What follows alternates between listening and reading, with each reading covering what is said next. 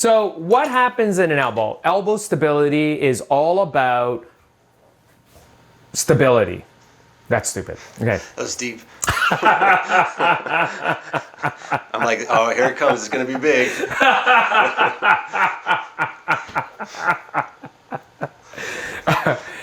That's completely the start of the video, by the way.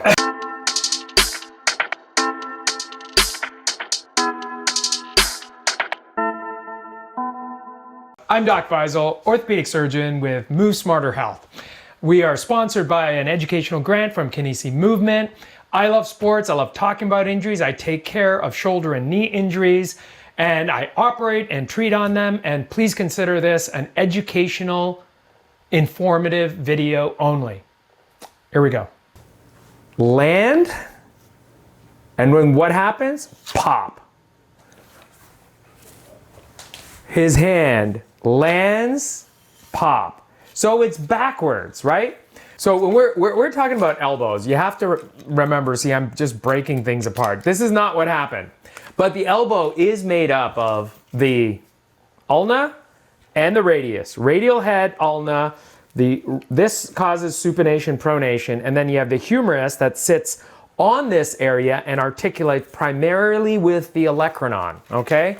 So what happens in an elbow dislocation is you get essentially let's just not say entire, but you essentially get the olecranon, the ulna, dislocating from the distal humerus. Now, elbow dislocations can happen in various manners. You can have a radial head dislocation.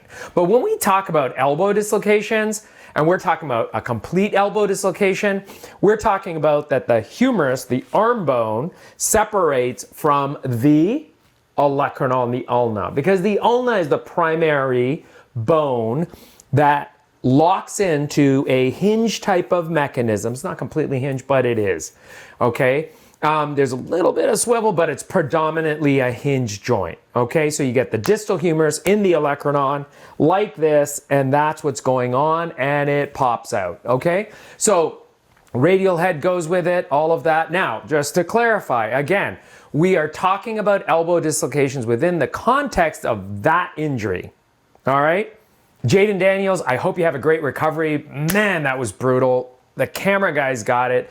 Snapshot there. Brutal injury. I have seen it. I have treated it. Never happened to me, but my goodness, I have fixed those elbows before. It's a lot. Now, again, within the context of this injury, we're talking about elbow dislocations. I'm not the treating surgeon. I am not involved in any of Jayden Daniels' care. However, we're talking about elbow injuries in general within that context. Okay, so now we're not saying he had a complete dislocation. We're not saying was it posterolateral, was it medial, was it direct posterior. It appears to have gone posterolateral.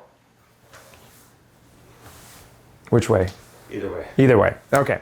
So it appears to have gone posterolateral, but I haven't seen the images. I don't know the MRI. I don't know the final result, and I don't know if, as far as I know, there's no more details than an elbow dislocation. Is that right? I looked at this one. I couldn't find anything else. Okay. So, and when an elbow dislocates, the most important part of an elbow is the three columns. That's the stability. There we go. There we go. Right.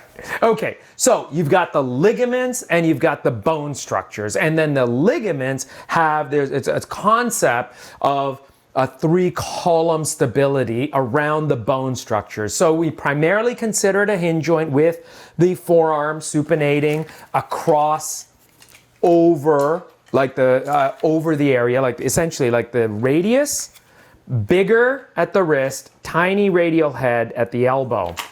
Ulna, bigger at the elbow, tiny at the wrist and forearm.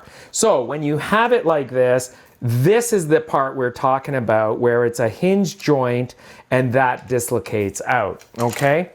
And upon that, you've got your primary stabilizers on the medial side, your anterior side, and your lateral side, including the radial head, which provides you support and stability.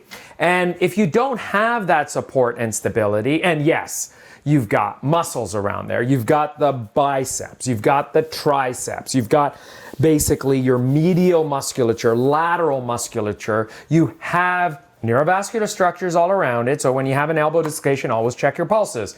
Neurovascular status.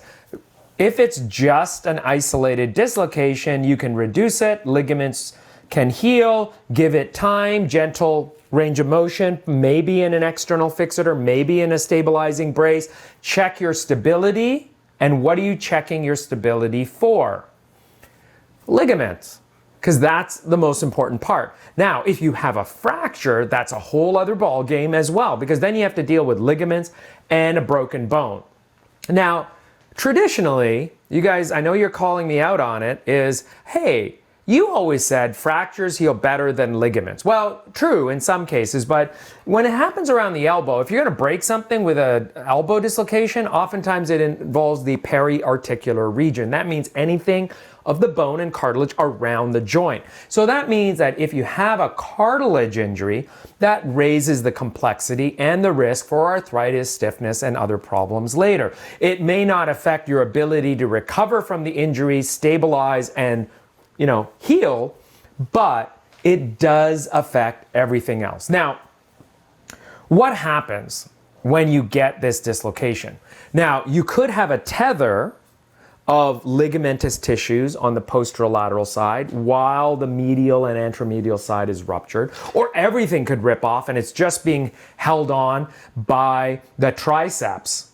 I mean, it's possible. I've seen that. The anterior capsule ruptures. The neurovascular bundle shifts over. Let's assume it's not a neurovascular bundle injury. Neurovascular bundle just means we often use the context of nerve, vessel, artery, and veins sitting together, but there's multiple nerve arteries and veins around the elbow. And you talk about the principal neurovascular bundle, which around the elbow is right in front. The brachial artery that comes down, branches into the radial and ulnar. So, in this particular case, let's assume it's an isolated, closed posterolateral dislocation. What's going to happen? He'll go to ER or urgent care or in the OR, assuming you assess his neurovascular status. You always want to check. Is the nerve intact? Is the vessel intact? Is the artery intact? Does he have pulses? Is it perfused? Is it a viable limb or not? And that just means, does it have blood supply? If it doesn't have blood supply, you got to do something like that. That was a bad snap. Like that. So, let's assume, again, it's on the better side of elbow dislocations and injuries. And you get him to the ER, you give him the medications as assigned by the urgent care ER physician specialist, you give him conscious sedation, or he goes straight to the OR and you deal with it at that point and an anesthesiologist is involved. Sometimes they come down to the ER. They sedate him, conscious sedation or full sedation in the OR, you reduce it, you pop it back in, and you line it up. What happens? The elbow is obviously most unstable in extended position. So what do you want to do? Sorry, this elbow. But if you're looking at it this way in a mirror, it's this elbow. But we're talking about his left elbow, right? Left elbow. So that's unstable. So more often than not, after you reduce it, you then, Robert. it's very proper. We're using Old English today. You then bring him back, and under fluoroscopic guidance, you look at the stability. And you really want to look at the radio-ulnar articulation. And you want to see it perfectly symmetrical and lined up. Radial head is important, but you really got to get the ulnohumeral articulation well. So that hinge joint needs to be lined up symmetrically under fluoroscopy. So we wear lead in the OR. You look at it, you have the X-ray beam shooting in that direction. It's fluoroscopy. And when you do that, you're basically going to rotate the elbow and look at the stability. And it's like unstable, unstable. Okay, it's reduced, it's reduced. Okay, there it's perfectly symmetrical, not symmetrical. So then you know you have to go here. And typically, for a complete dislocation, it's no less than 90 degrees. I mean, typically if it's unstable, really unstable, you may have to use a fixator. So that means you put pins, and you have, it's called a compass fixator, so you can control the range of motion of it, and you have to have it lined up perfectly through the transepicondylar axis, which means you get pins, you line up in the medial epicondyle, lateral epicondyle, and you make sure they're perfectly lined up in the center so that when you bend the elbow, it bends symmetrically. So then you keep it stable, and then as the recoveries happen, you gradually open them up. And you have to examine them regularly. You have to see whether their lateral ulnar collateral ligament is intact. Now that's the big ligament, the most important ligament. That's the one you hear about everyone getting their reconstruction of their elbows. Whether it's the Tommy John surgery or otherwise. You're getting ligament reconstruction, docking, or you basically repair it. All of that is related to having elbow stability. Now, a Tommy John surgery is not necessarily from an elbow dislocation. Keep that in mind. That's from recurrent, repetitive strain on the lateral ulnar collateral ligament that causes strain, stretch, or tear. Now, it can happen, and it definitely happens with an elbow dislocation, especially posterolateral, but that's an important stabilizer. It's one of the most important, if not the most important, primary stabilizers of the elbow. Now, I'm definitely not saying that in an elbow dislocation you need to have an external fixator. You could have good stability after you reduce it, especially if it's acute, not too much swelling. You pop it in, okay, put it in the brace, keep it at 90 degrees. It looks symmetrical, follow up, right? And then you can look at the stability and gradually move it out. And then when you have the elbow, you check for stability. And there's actually a way to examine the elbow. It's actually in an almost like a pivot shift, but you're actually reversing the elbow alignment to look at the posterolateral instability, as well as the medial instability. And you really need to assess that with a really fine-tooth comb. Now, X-rays are helpful, fluoroscopy is helpful, but you know, nothing is perfect, but you want to get it as good as you can. You know, we don't have live imaging on the elbow where the athlete is moving all the time so you can see it. Not yet, but you don't have some way of knowing how much strength, how much force is being applied at different moments throughout the individual's activities of daily living, whether they're at home, whether they're training, whether they're doing their rehab, continuous real-time monitoring. We don't have that to like real world mechanics yet. It's coming, don't worry. We've talked about that before. Elbow, oh, for sure. So it's not about cameras, it goes beyond that. And then to be able to image in real time, real world is something we don't have. It's coming, okay? So the challenge, of course, is you want to have a stable elbow. If you can avoid surgery, great. And, you know, definitely Jayden Daniels, hoping you have a great recovery and your outcome is wonderful regardless of whether you need surgery or not. But the idea is you gradually want to increase the motion, check for stability as you do that, and then you rehabilitate that athlete back in. Now, this was non-dominant for a quarterback. What are you going to do? I hear it. Come on. Right. Jayden Daniels is not my patient, and we're only talking about this in the context of elbow dislocations. So we can't get too specific here.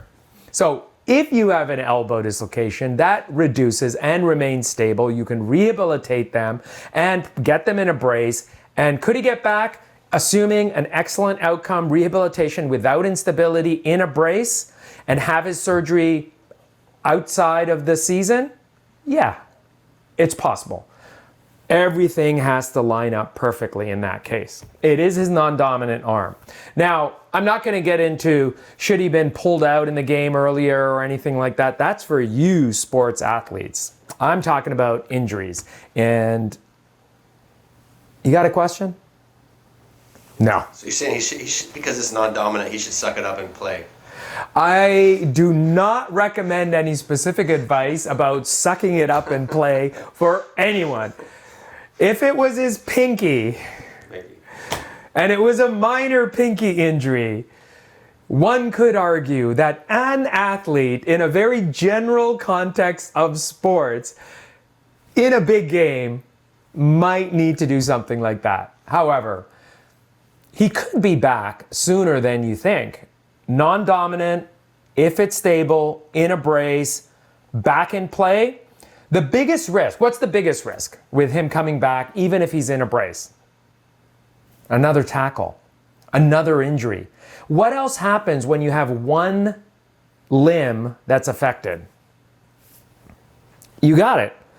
It's going to throw you off. You're going to almost be apprehensive about it. You're going to want to protect it. There's things that happen. Is he at risk for injuring the dominant arm? Possibly, because he's going to just mentally, apprehensively, subconsciously sort of think, oh, I don't want to fall on that side. So you turn around and you might fall on the other side. Or in protecting this arm, you lose the football. Or you may actually adjust how you throw. Like say an athlete, normally he goes like this. Well, he can't do that. So then he has to adjust how he throws. And that can throw him off as well. So there's a lot of factors involved in whether or not he comes back to play 6 to 8 weeks, 3 months, or 6 months. Now, if it's a bad dislocation with significant instability, will he require surgery? More likely than not. I can't say because I'm not his treating surgeon and haven't seen his images or his actual injuries. We're talking about this in the context of elbow dislocations. So, I almost sound like a politician, don't I? Both sides are good. Both sides are possible. And someone's going to comment on it. I know it. It's like, what are you telling me? What are you telling me? Hey, this isn't about specific advice. We're talking about general context of injuries, okay? We're not here to gamble. If you want to gamble, absolutely, that's your right. But I can't tell you the odds. I'm not a gambler. I know.